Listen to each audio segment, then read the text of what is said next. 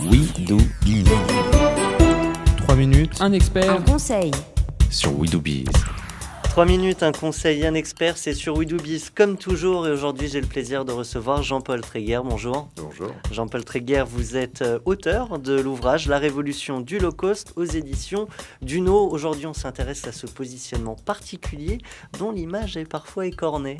Alors oui, elle l'est de moins en moins. C'est-à-dire que le low-cost est de plus en plus à la mode, de plus en plus accepté. Le mouton noir, qui est Michael O'Leary de Ryanair, lui-même est en train de changer de comportement et est en train d'arrêter de faire des provocations à tout bout de champ.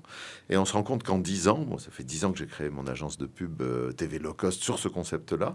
Il y a 10 ans, ça sentait le soufre. Aujourd'hui, le low-cost est à la mode parce que le consommateur plébiscite le low-cost. Alors, le low-cost est à la mode. Vous m'avez convaincu, Jean-Paul Tréguer.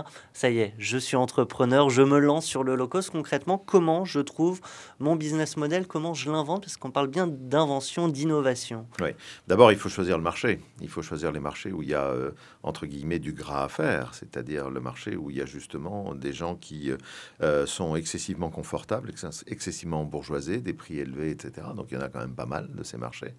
Et puis, il faut prendre le produit et le service en question et l'épurer, c'est-à-dire le simplifier.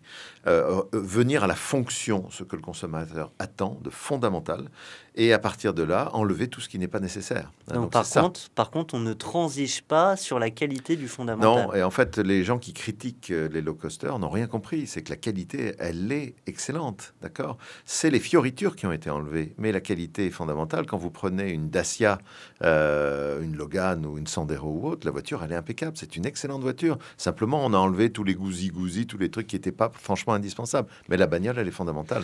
Alors là, on évoque ceux qui voudraient se lancer dans le low-cost. Par contre, pour tous ceux qui ont une entreprise existante, et là, ça y est, on voit arriver sur son marché un low-coster. Comment on réagit? On se met au low-cost, on monte en gamme? Il y a une stratégie particulière à adopter?